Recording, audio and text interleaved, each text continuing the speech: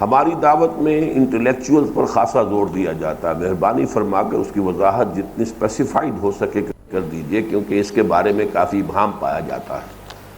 دوسرا، میرے خیال میں ہم لوگوں کا عام آدمی کو اپروچ کرنے کا طریقہ صحیح نہیں ہے۔ اس میں اگر تبلیغی جماعت کا طریقہ اپنایا جائے تو میرے خیال میں زیادہ بہتری کی امید ہے۔ پھر ادھر بھی یہ نوید رسول صاحب کا بھی سوال تھا۔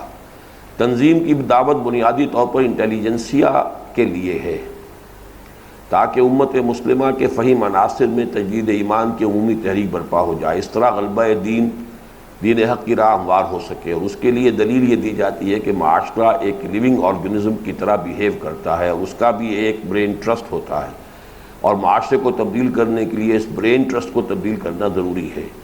تنظیم کا سارا سٹرکچر اسی انٹلیکچوئل مائنورٹی کو مد نظر رکھ کر ڈیزائنڈ ہے۔ تقریباً 1 صدی گزر چکی ہے کہ ہم اپنی توجہ اس انٹیلیجنس پر مرکوز کیے ہوئے ہیں۔ پہلے مولانا ابوالکلام آزاد، پھر علامہ اقبال اور مولانا مودودی، اور پھر آپ بھی اسی راہ کے مسافر ہیں، لیکن ابھی تک اس انقلاب کے آثار مستقبل قریب میں نظر نہیں آتے، بلکہ حالات پستی کی طرف گامزن دکھائی دیتے ہیں۔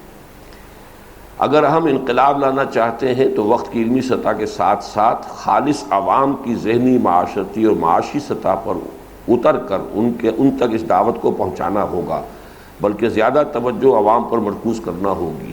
یہی حضور صلی اللہ علیہ وسلم کا طریقہ کار ہے۔ آپ کی دعوت کا ہدف عوام تھے، نہ کہ کوئی برین ٹرسٹ۔ اس میں بھی جو مغالطہ ہے وہ یہ ہے سب سے پہلے کہ جو چیز تنظیم اسلامی کی طرف منسوب کی جا رہی ہے، یہ انتساب غلط ہے۔ یہ ساری بات انجمن خدام القرآن کے حوالوں سے ہے۔ وہ سارا جو کتابوں کے پیچھے انجمن کے لکھا ہوتا ہے کہ مرکزی انجمن خدام القرآن کے قیام کا مقصد یہ ہے کہ امت کے ذہین عناصر میں تجدید ایمان کی، یہ اس کا تعلق انجمن سے ہے۔ آپ کو تنظیم میں ایسی کوئی شے نہیں ملے گی، اور چونکہ شاید آپ کا رابطہ نہیں ہے، ہماری مبتدی تربیت گاہیں جو ہوتی ہیں ان میں دیکھیے، ان میں بالکل ان پڑھ لوگ بھی اب آ رہے ہیں، دیہات سے آ رہے ہیں، گاؤں سے آ رہے ہیں، دور دراز علاقوں سے چل کر آ رہے ہیں۔ تنظیم کی سطح بالکل عوامی ہے، اور یہی فرق ہے انجمن اور تنظیم کے اندر، کہ تنظیم تو ہر مسلمان کے بنیادی فرائض جو ہیں ان کے حوالے سے اس کو ڈیزائن کیا گیا ہے۔ ہر مسلمان کا فرض ہے نمبر 1 کہ وہ خود اپنی زندگی میں اسلام کو پوری طریقے سے عملاً اختیار کرے۔ نمبر 2، اسلام کی دعوت کے لیے جان، مال، تن، من، دھن لگائے۔ نمبر 3، اس کو ایک نظام زندگی کی حیثیت سے عملاً برپا کرنے کے لیے تن، من، دھن لگائے، اور اس کے لیے ایک جماعت کا التزام جو ہے اس کے نظم کا، اس کو اپنے اوپر لاگو کرے۔ یہ ہمارا تصور ہے۔ اس میں کہیں انٹیلیجنسیا کی بات نہیں ہے، اس میں کہیں انٹلیکچوئلز کی بات نہیں ہے۔ یہ تو ہر مسلمان جسے مرنا ہے، جس کا انتظار اس کی قبر کر رہی ہے، جس کو محاسبہ میں آخرت میں کھڑے ہونا ہے، یہ تو اس کا پرابلم ہے۔ اسی لیے تنظیم قائم کی، ورنہ مجھے تنظیم اگر انٹیلیجنسیا ہی کا وہ کام کرنا ہوتا تو تنظیم قائم کرنے کی ضرورت ہی نہیں تھی۔ انجمن خدام القرآن میں وہ کام ہوتا رہتا۔ قرآن اکیڈمیز جو اور بنی ہیں، وہ شاید اگر میں تنظیم قائم نہ کرتا اور میری جو توانائیاں ہیں اور اوقات ہیں وہ ادھر نہ لگتے تو یہ شاید کام زیادہ پھلتا پھولتا اور تیزی کے ساتھ آگے بڑھتا۔ لیکن یہ ہے کہ میں نے تو اسی کی جگہ پر جو سمجھا کہ نہیں، اس سے تو بات نہیں بنتی ہے۔ یہ ضرور ہے کہ جب تک ہم اس وقت کے انٹیلیجنسیا کے اوپر دھاک نہیں بٹھا دیں گے، جس کی چھوٹی سی مثال آپ نے دیکھ لی کہ باسط بلال آیا تو اس کی ایک دھاک اس شہر لاہور کے اندر قائم ہو گئی، اور باسط بلال کو وہ پورا کا پورا فکر کہاں سے ملا؟ اسلام کی نشأت ثانیہ جو 1967 میں میں نے لکھا تھا۔ یہاں اس کے اگر جاننے والے اور اس کی قدر پہچاننے والے نہیں ہیں تو اللہ تعالیٰ نے کہیں اور اس کی قدر جاننے والے اور پہچاننے والے پیدا کر دیے۔ قرآن مجید میں آیت موجود ہے، ان یکفر بہا ہؤلاء فقد وکلنا بہا قوما لیسوا بہا بکافرین۔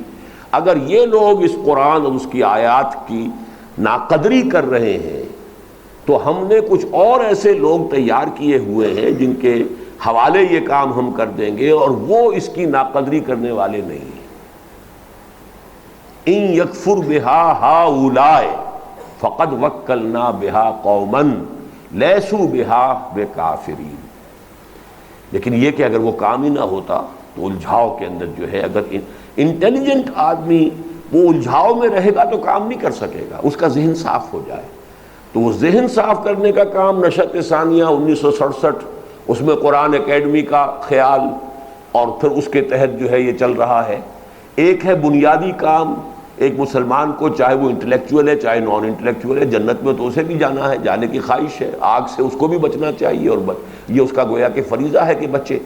اس کے لیے اسے کیا کرنا ہے، وہ تصور ہے جو تنظیم اسلامی کا ہے. تو اس میں گڈمڈ نہ کیجیے. البتہ دونوں چیزیں جو ہیں وہ اپنی جگہ پر ایک دوسرے کے ساتھ ہم آہنگ ہیں، اور چونکہ ایک شخص دونوں کی رہنمائی کر رہا ہے لہذا اس میں ایک توازن بھی ہے. اکثر و بیشتر لوگ جو انجمن سے منسلک ہوئے تنظیم میں بھی آ گئے، کام میں لگے ہوئے ہیں. اچھا وہ سب کے سب انٹلیکچوئلس تو نہیں ہیں، جیسا کہ میں نے 6 لکھ کے آپ کو بتائے تھے کہ 6 قسم کے لوگ آتے ہیں ہمارے ان قرآن کالج کہہ لیں، یا یہ پہلے ہم نے کورسز 2 سال کے رکھے تھے، یہ اب اس کے بعد جو ہے یہ 1 سالہ کورس ہے.